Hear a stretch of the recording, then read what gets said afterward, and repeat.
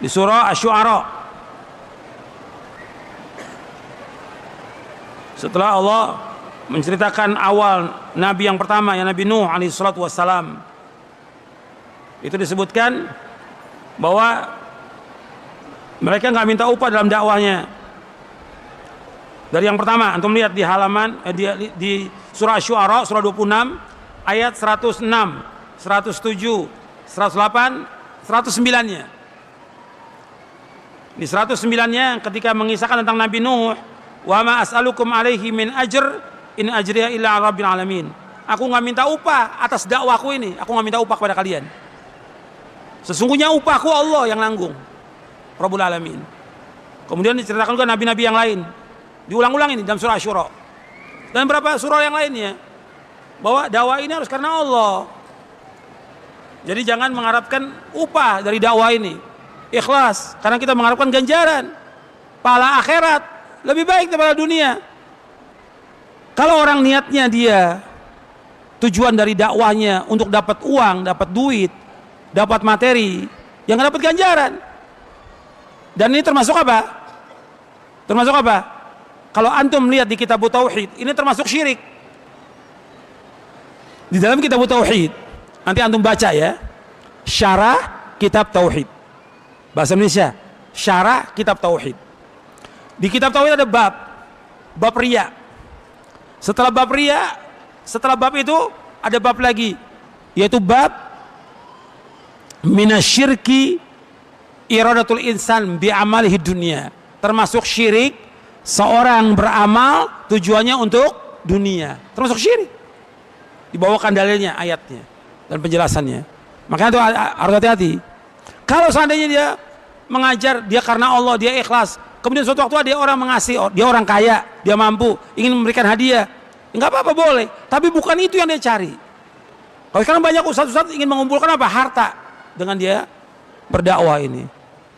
Dakwah ini karena Allah. Antum lihat para nabi, para rasul, susah hidupnya, tapi mereka punya maisha sendiri.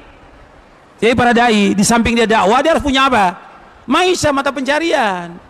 Antum lihat Nabi Daud apa? Pandai besi. Nabi Zakaria tukang kayu.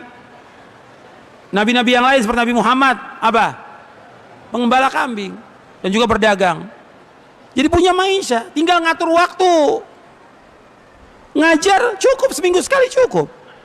Sisa waktunya apa? Buat baca, buat belajar, buat cari maisha. Tinggal dia ngatur waktu. Bukan tiap hari ceramah, begitu ceramah tanya, "Kok Ustaz ceramah terus?" "Ya saya butuh duit." La haula wala quwata illa billah. Padahal maisha banyak, ribuan maisha yang bisa kita mencari maisha halal. Ribuan maisha. Kenapa harus mengharapkan dari dakwah? Dakwah ini ganjaran di akhirat. Yang kita wajib mendakwakan karena kita punya ilmu sedikit, sampaikan. Kata Imam Abu Aliyah, "Alim majjanan kama ulimta majjanan."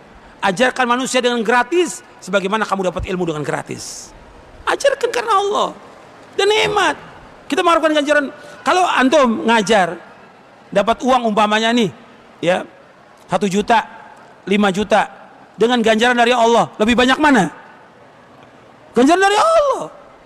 Karena orang yang mengajarkan ilmu, kalau dia ikhlas karena Allah, semua makhluk ini memintakan ampun pada dia. Hatta ikan-ikan di lautan memohonkan ampun kepada yang mengajarkan kebaikan. Keutamaan gak ini? Belum ganjarannya, belum pahalanya, belum yang lain. Dan didoakan kebaikan oleh semua makhluk. Kenapa mengharapkan dunia? Jadi ini harus diperhatikan yang seperti ini. Kecuali kalau memang ada dia ngajar di pondok yang dia nggak punya maisha kecuali itu, yang memang yayasan atau juga ada orang kaya atau pemerintah memberikan gaji untuk dia, nggak apa-apa, boleh, secara hukum syari boleh. Seperti yang terjadi di Timur Tengah. Kalau di Timur Tengah itu kan imam-imam atau para ulamanya dia digaji oleh pemerintah, nggak ada masalah, boleh gitu. Tapi tetap dia harus mendakwakan dengan apa? Ikhlas karena Allah. Tetap itu keikhlasan harus jaga itu. Jangan mengharapkan sesuatu.